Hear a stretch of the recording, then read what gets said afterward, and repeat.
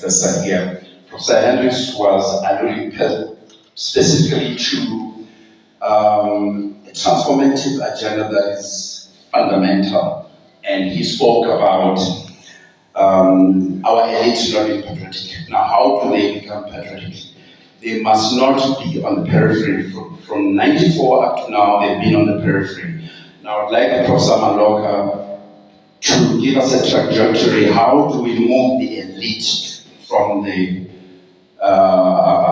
periphery of the economy to the center of the economy? And what do I mean specifically by that? And I would like Professor Maloka to speak to that, because for me that's what's important.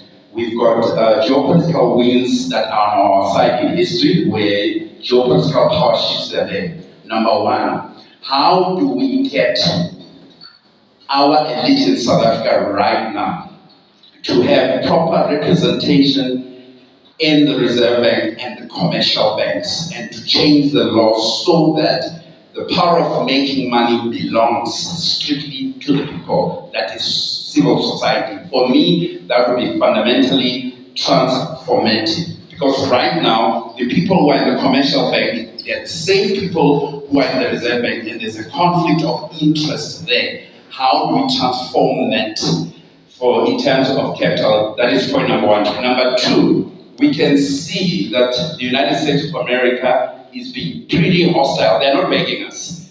They're actually saying to us, it's either you're with us or you're with the Chinese or the Russians. Now, how do we change? Can you specifically tell us how do we change our foreign policy? Because they're not begging us.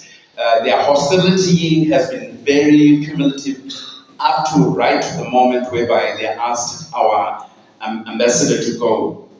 And number three, I think one of the mistakes our president, the former president Thabo Mbeki, did under the GEAR project was to allow the outside enlisting of our commanding heights of our economy.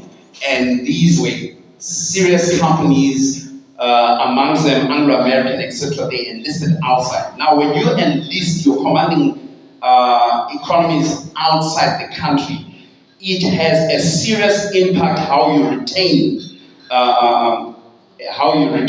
capital here.